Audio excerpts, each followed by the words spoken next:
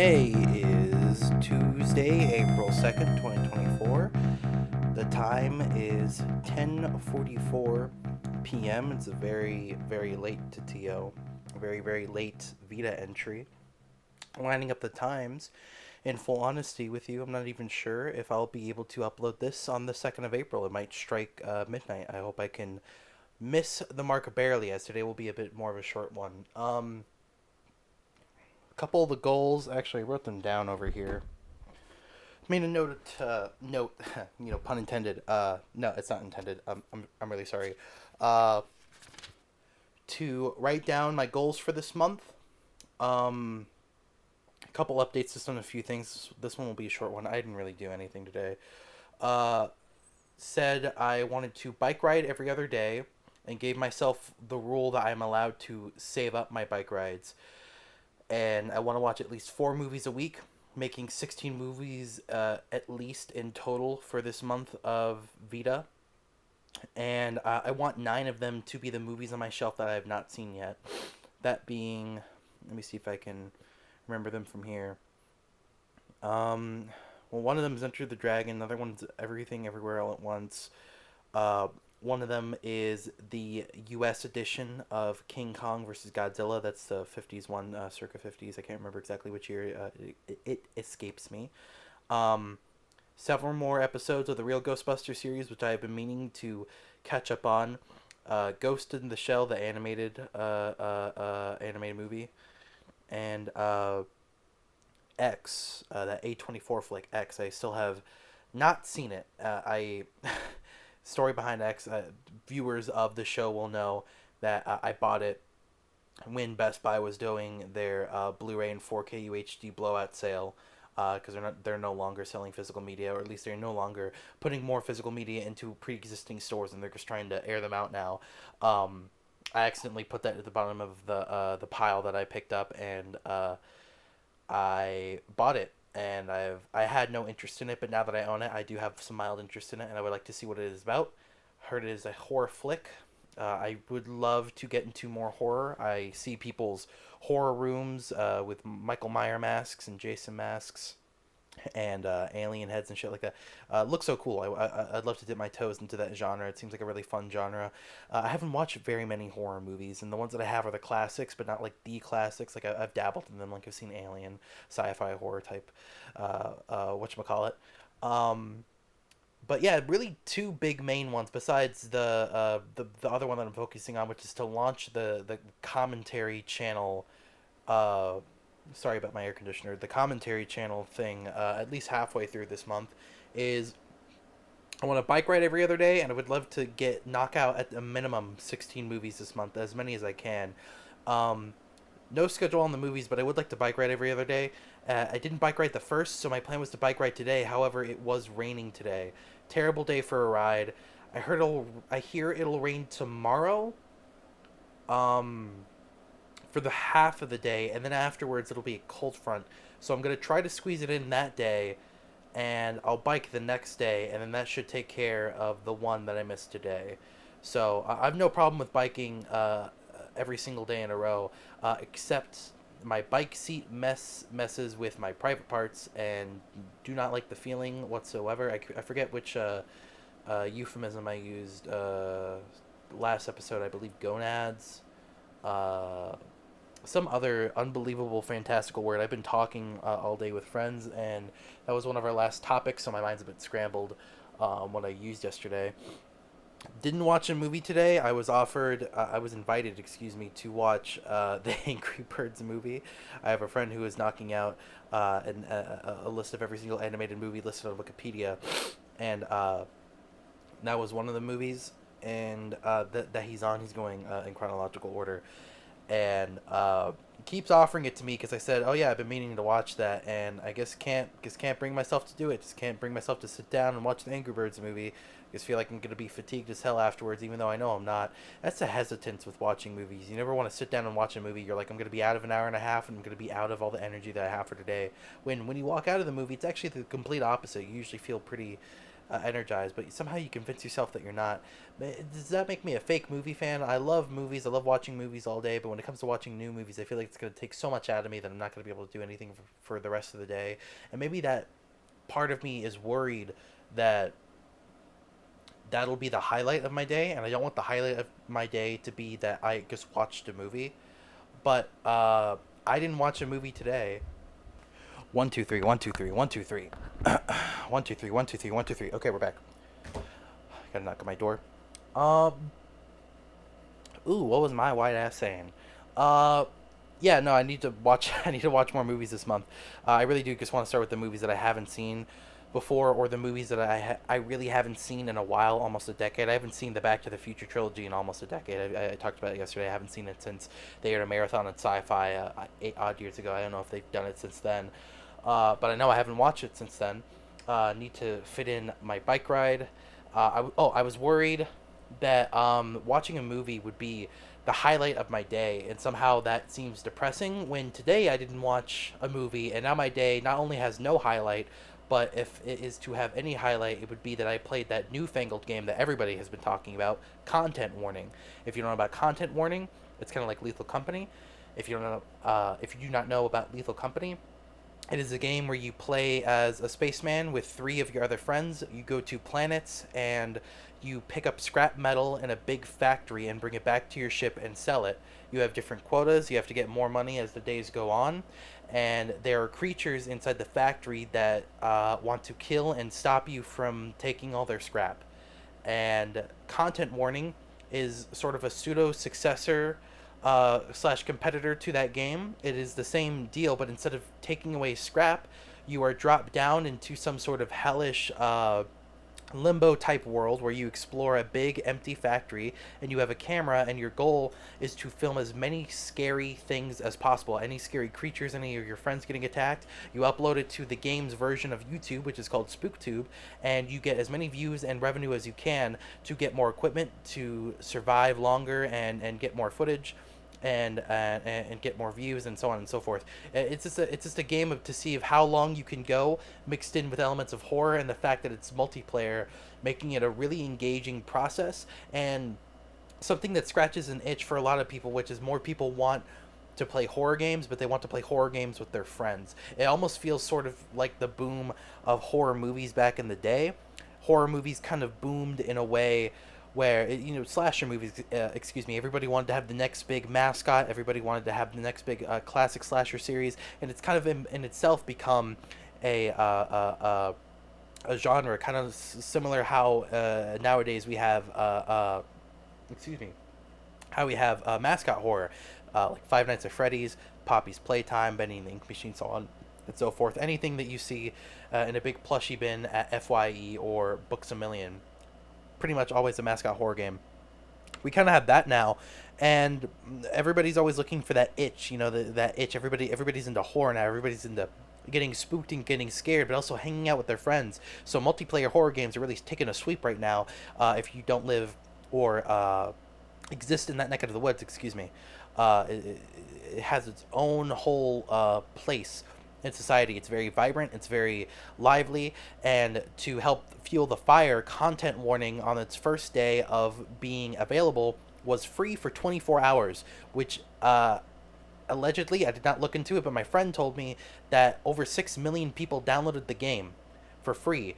Which the game is typically, well, now it's $9. You can't download it for free anymore. It was only for 24 hours, but now there's so many people playing the game, and it has already become unbelievably popular. I don't check Twitter very often. It's not a very healthy habit for me to make.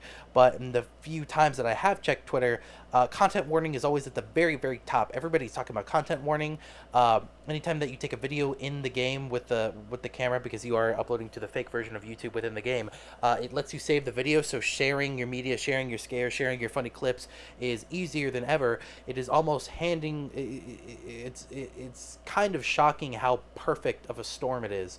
How amazing and perfect of a storm it is. It's actually almost too perfect.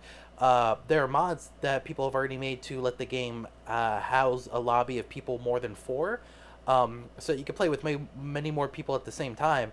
And content warning has already had to shut that down because of how unbelievably popular the game already is. Their servers straight up cannot handle it. The servers that are supporting the game are dying because of how many people are playing it. They were not prepared for how popular this game is going to be. It's kind of amazing, and it's one of those ideas where you're looking at it and you're kicking yourself your wish, like, why didn't I think of that? That's an amazing idea. I can't speak, of course, how long something like content warning will actually stay up for, like not stay up, but become popular, because everybody thought the same thing with Lethal Company, and as of lately it has been kind of falling down on the download.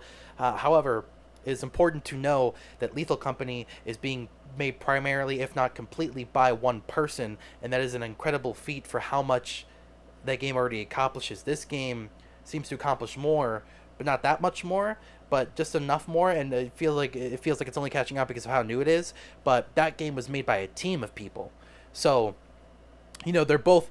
Not to say one is better than the other, because they're both fantastic games, and they both need to be recognized for amazing pieces of art and experience that you can really get into, and I don't know. I just think it's absolutely spectacular. I think it's just a wonderful, wonderful, wonderful thing.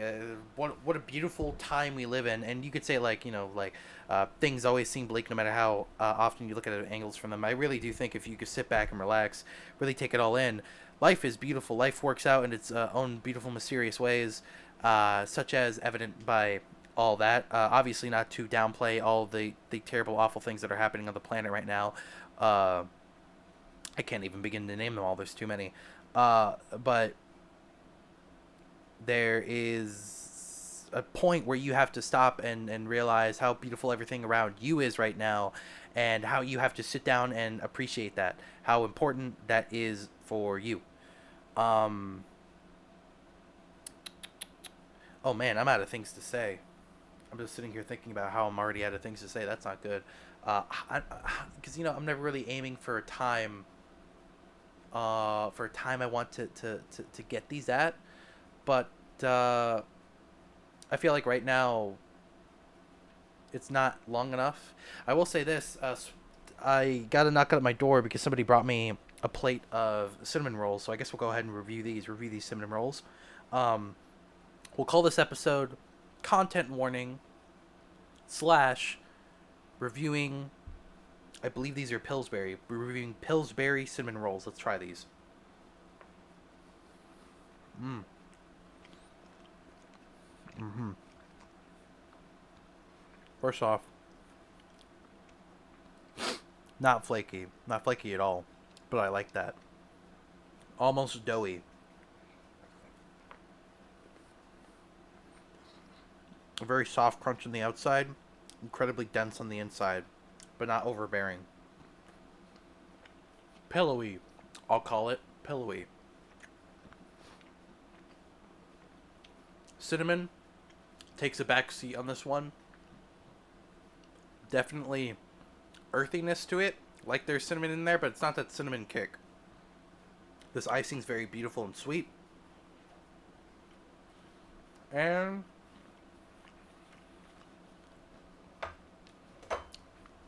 those are classic. Have them all the time.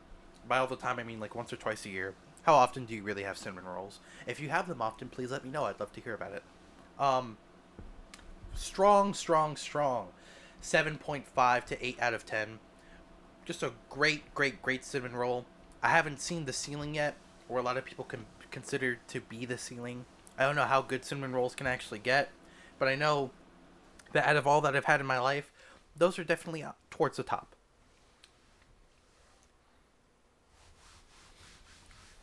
Please let me know if you can hear that, my feet sliding on the carpet. I'm not sure that's an appealing sound. I know it's a very appealing feeling. That's pretty cool. Appealing feeling. Um, oh man, what am I gonna do? Because I didn't do anything today, and I feel kind of bad about it. Oh, you know what I could say? You know what I could talk? Whoa. You know what I can talk? Slow down. You know what I can talk about? Um, I have been from the viewers of the last episode of Tita, also known as Tatio, every day in April. Um, I have just recently quit my job. I've been notified by my manager that it will be in my best interest to, instead of just quitting my job on the spot, despite them not scheduling me for the next 3 weeks, that I should put in my 2 weeks notice, because if I leave this particular company without putting my 2 weeks notice, they won't hire me for another year. And push comes to shove, I would like to have a good reputation with this company, no matter how much I despise and hate it. It would be in my best interest to leave that door open.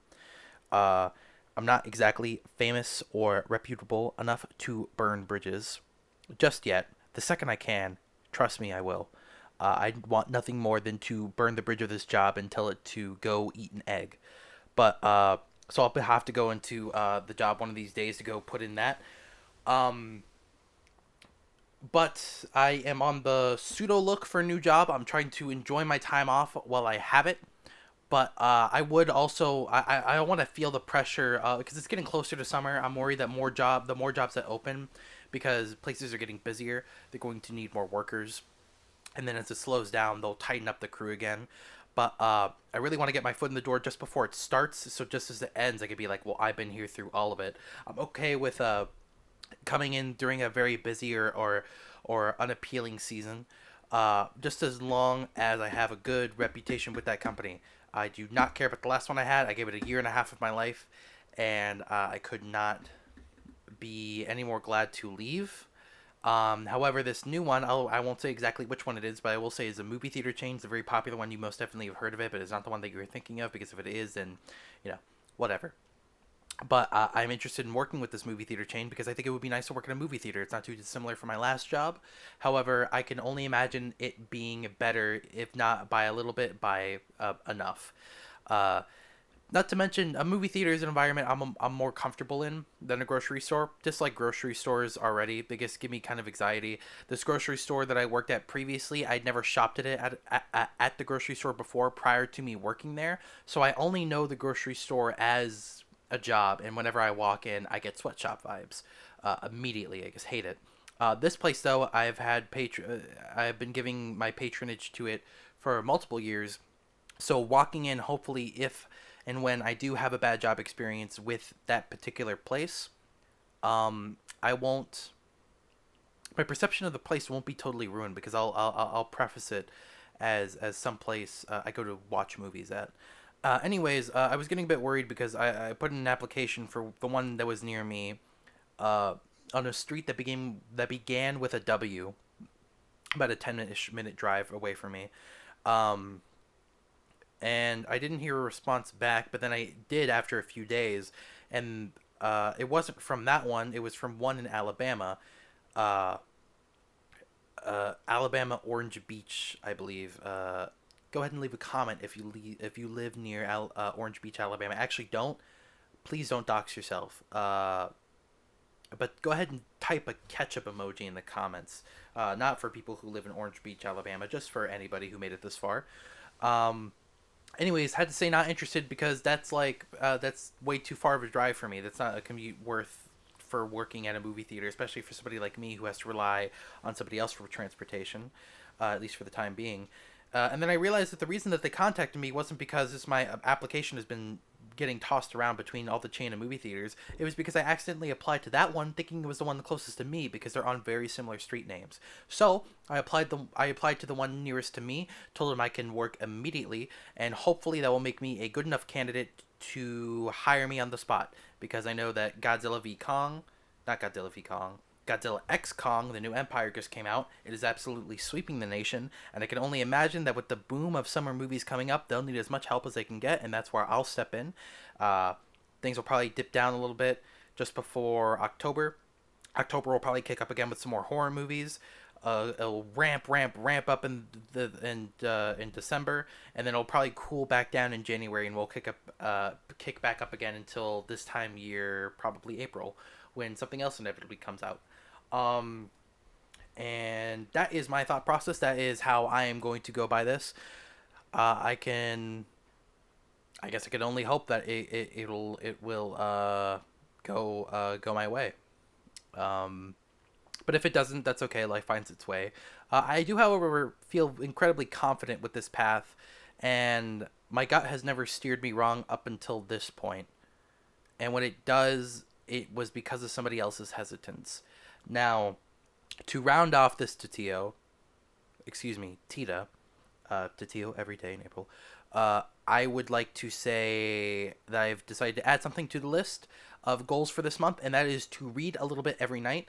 I think this month I started.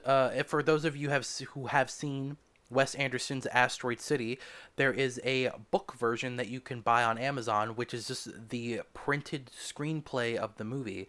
I have read a little bit of it when it came in. I read a little bit more of it when the power in my neighborhood suddenly went out for about 4 hours. So I read through a good chunk of it, and I don't think it's that hard of a goal to finish it this month. I don't think it's hard of a goal at all. I'll just read till I get tired, and I'd like to read a little bit every night. When I get done with that one, I'd like to start another book. I have plenty of books over there. Most of them are picture books. I'm more of a picture book guy, and I don't really count uh, picture books as reading books. I just like to flip through them and look at them. Maybe graphic novels, but I do have a Jamie Hewlett book. It's a book of his art, and there's a lot of interviews in there and a lot of art I would like to study in there. So that will probably be next after Asteroid City, because the Asteroid City book is not very thick at all. It's maybe like less than half an inch, probably. Let's see, the movie's about 2 hours, so about 120, probably 130-ish pages, probably less than that because some of them are gallery images, and there seems to be a lot of things that were cut and added to the movie. So I'm going to go ahead and say probably 115, 120 pages, and that'll probably be a quick and easy read for me. I want to get more into reading this year. I'd like to work on my speech. I'd like to work on my vocabulary, my vernacular, whatever those words mean. See, I already need to improve on those, and I have a problem where when I read, I immediately start yawning, and I've been told throughout my life that I start yawning because I don't read often enough. I don't know how much of that is just uh, older adults trying to get me to read more by telling me like, "Oh, you'll stop yawning if you keep reading," and how much of it is actually true. So I'm just gonna keep doing it and let you know whether or not it happens. I can't seem to stop helping myself from yawning at all, especially at this time of night, which it looks like it is 11:04, 11:07, excuse me. But that with that being said, this is a bit of a shorter tutorial. Thank you so much for watching. I will hopefully by tomorrow have had a much more creatively productive day. I will have had my bike ride, and I will have consumed a movie to fuel my creativity. All things I will be talking about on tomorrow's tutorial. That is April 4th. Nope, that would be April 3rd, 2024. I'm excited to see you then. Thank you so much.